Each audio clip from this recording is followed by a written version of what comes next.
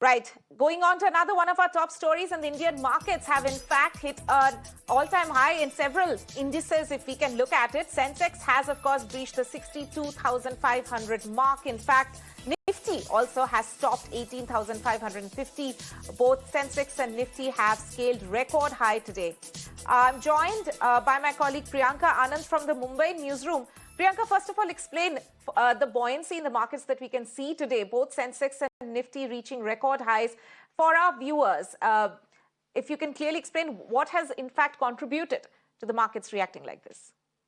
Absolutely. See, Nifty all-time high was just a matter of some sessions, and it did happen today only. Whereas I would like to highlight some important points on how many sessions actually it took to come to cross this level. It was around 245 exact sessions where Nifty took from last year when it was at all-time high, and now we are at an all-time high. That means 18,604. What were the major contributors throughout this span of time, wherein we had hit an all-time high? PSU bank space was the major contributor throughout this year. In fact, the return, the index which gave the good contribution was around 48%.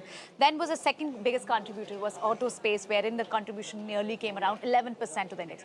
What you asked was that what was the major contribution? The biggest heavyweight for today, Reliance, actually was 3% up because of the refining margins, and that's one reason. There was a Morgan Stanley report also on refining margins and the kind of uptrend. Again, the share will resume, and that was the one reason that we saw Reliance was up 3%. Entire auto pack was showing a good vibrancy. In fact, there was buoyancy in small cap space, also mid cap, small cap, which have not performed much. They also contributed, but the biggest contribution came from the heavyweights, and that's what we saw the all-time high. Just to give more facts on to put more facts on the table, that which all sectors were the first leading sector was the PSU bank, then came auto sector, and then was the FMCG pack, wherein we got a contribution of somewhere 10% throughout this span from last year all-time high to this all-time high. And then metals and energy were the came at the last to the entire list. But then sessions which took was around 274, around about some 402 days we took to cross this mark again. But yes, again, investors lead the rally. The stocks which are the major contributors were